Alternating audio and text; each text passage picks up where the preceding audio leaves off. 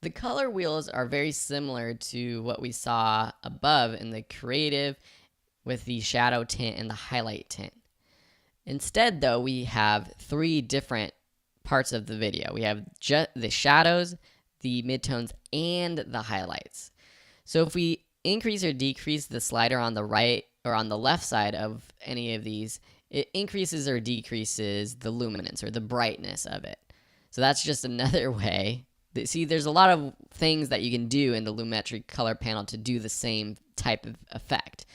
So this is just another way to increase or decrease the exposure of a part of the film or add contrast by decreasing the shadows and increasing the highlights.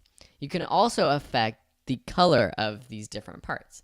So just like we saw before with the highlight tint, we can take the shadows and make them a little bit more blue.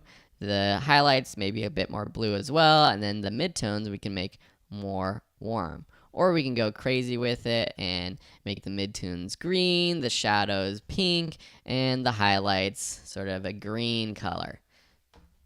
You know, for my documentary, this isn't what I'm going to do, but for a creative music video or experimental film, this might look kind of cool. So that's the color wheels. It's another way to get kind of creative. I usually don't use it for my typical projects because I've already done most of my correction in the basic correction and the creative tabs.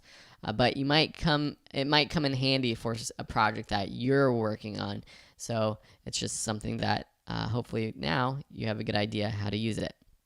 Thanks for watching, and in the next lesson we'll go over the HSL secondary